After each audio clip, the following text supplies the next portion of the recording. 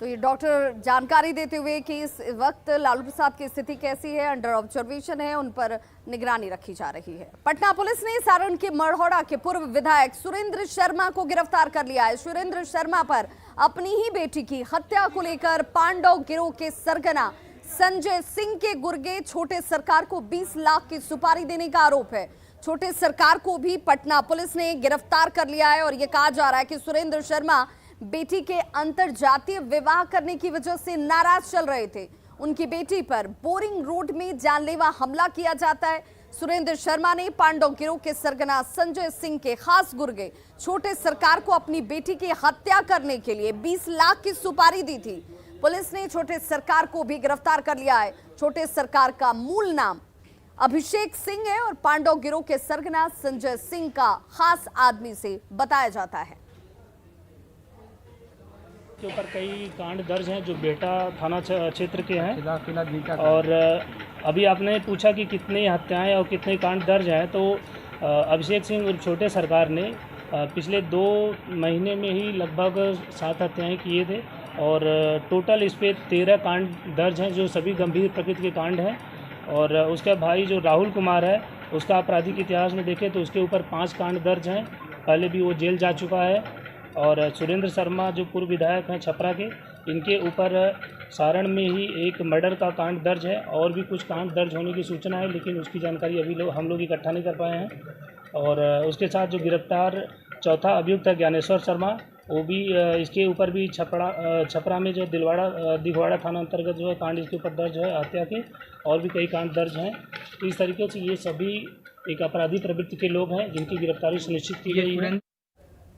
और क्या है ये पूरा मामला, जरा वो भी जान लीजिए। दूसरी जाति के लड़के से शादी करने से पूर्व विधायक नाराज चल रहे थे, खफा थे। पूर्व विधायक ने अपनी ही बेटी की हत्या की सुपारी दी। 20 लाख रुपए सुपारी के तौर पर दिए जाते हैं। सुरेंद्र शर्मा की बेटी का पटना के बोरिंग रोड में व्यवसायिक प्रतिष्ठान है। 1 जुलाई की रात यहीं पर अपराधियों ने उन पर हमला किया, उनकी हत्या की कोशिश की गई, लेकिन वो इसमें सफल नहीं हो पाए। हत्या की सुपारी लेने वाला शूटर अभिषेक सिंह आरा की गिरफ्तार कर लिया जाता है। अभिषेक सिंह उर्फ छोटे, इसे गिरफ्तार कर लिया गया। हत्या की सुपारी और डबल मर्डर मामले में 4 लोग इस वक्त गिरफ्त में हैं। मढ़ौरा के पूर्व विधायक सुरेंद्र शर्मा छपरा स्थित घर से गिरफ्तार किए गए और उनसे भी ये पूछताछ जारी है।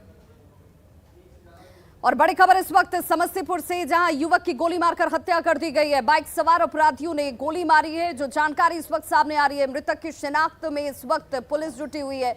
वारदात के बाद अपराधी यहां से फरार बताए जाते हैं।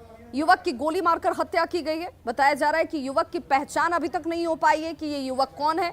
बाइक सवार अपराधियों ने मृतक को गोली मारी और फरार हो गए।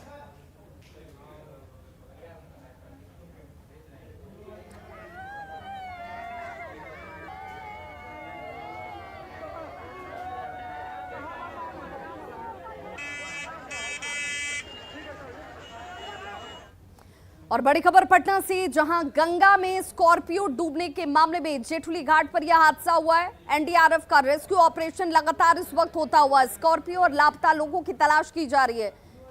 गंगा में स्कॉर्पियो डूबने की वजह से हादसा हुआ है, जिसमें 4 लोग सकुशल बाहर आ गए। 2 लोगों की अभी तलाश की जा रही है। गंगा में यह हादसा हुआ, जेठुली घाट के पास यह हादसे और तस्वीर आपके सामने, जहां पर एनडीआरएफ रेस्क्यू ऑपरेशन लगातार चलाती हुई। शादी समारोह में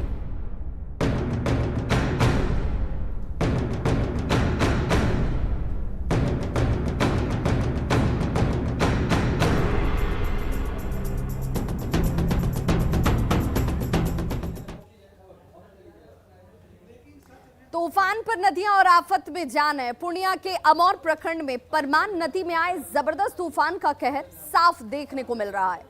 बड़ा ईदगाह पंचायत की बात कर लीजिए। यहाँ के हक्का में फुल्लेश्वरी नदी पर बना ये पुल परमान नदी की तेज धारा में ध्वस्त हो जाता है। पुल से प्रतिदिन 5000 से ज्यादा आबादी का आवागमन हो रहा था। अब इस पुल के ध्वस्त हो जाने के बाद लोगों की परेशानी बढ़ गई है। स्थानीय लोग जो हैं वो अब ये कह रहे हैं कि उन्हें अतिरिक्त दूरी तय करनी होगी।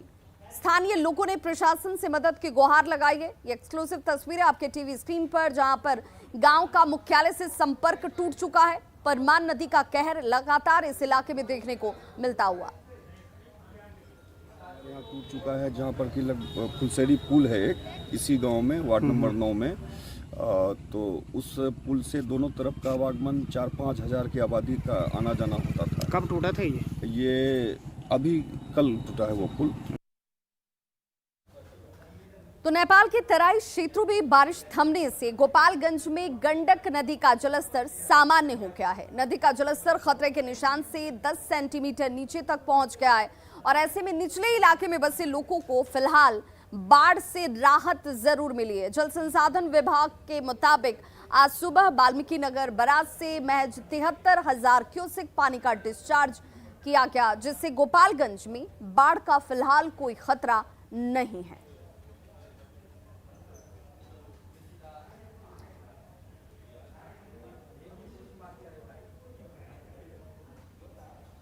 वहीं भागलपुर में नौगछिया के गोपालपुर के जहांगीरपुर बैसी गांव में कोसी का तांडव देखा जा रहा है। पिछले 3 दिनों के अंदर 10 से 15 घर कोसी की गोद में समा चुके हैं।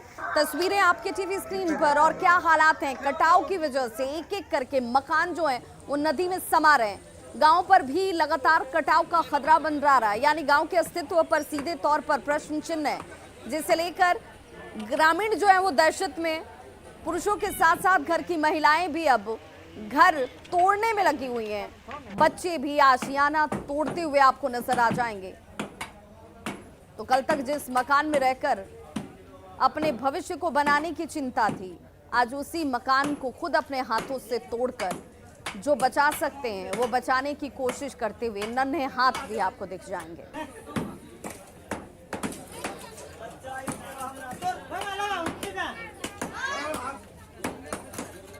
जिन नौनिहालों के हाथों में कलम और कॉपी होने चाहिए थे, उनके हाथों में आज हथौड़ी है। आप देख सकते हैं कि जहांगीरपुर बैसी गांव है और यहाँ जो है घर तोड़ने का काम छोटे छोटे बच्चे कर रहे हैं, क्योंकि यहाँ पर जो है कोसी का कहर लगातार जारी है और कटाव इतना तेज है कि जो बच्चे हैं वो भी बड़ों के साथ मिलकर जो है यहाँ पर मकान तोड़ने में लगे हुए हैं। आशियाने को बनाने में काफ़ी समय लगा था और एक एक पैसे जुटा के जो है इनके बुजुर्गों ने ये मकान बनाया था, लेकिन अब जो है ये यहाँ पर हथौड़ी चलाकर ईंटा तोड़ रहे हैं कि किसी तरह से वो ईंटा जो है कोसी में न समाए और यहाँ से हटा लिया जाए, जिससे जो है ये ईंटा कहीं पर काम आ सके और जो पैसा इसमें लगा था थोड़ा सा भी पैसा जो है वो बच पाए। इनसे पूछते हैं हम कि यहाँ पर ये क्यों तोड़ रहे हैं। बताओ बाबू, क्यों तोड़ रहे हैं? कोसी में जा रहा है। तो कितना दिन से तोड़ रहे हो? काल से। क्या हो गया? कट रहा है। कट रहा है। हाँ। तो छोटे छोटे बच्चे हो के तुम लोग भी इसमें लगे हुए हो कि ईटा बच जाए। हाँ। क्या ईटा बच जा। क्या नाम है? दिलशाद। और भी बच्चे हैं यहाँ पर लगातार हथौड़ा चला रहे हैं। क्यों हथौड़ा चला रहे हो बाबू? घर कटे थे। कट रहा है घर। हाँ। तो क्या कर रहे हो? ईटा तोड़ रहे हो? हाँ। कहाँ जाएगा ये ईटा? चल जाएगा, इसीलिए बचा रहे हो उसको। हाँ। क्या नाम हुआ? सालन।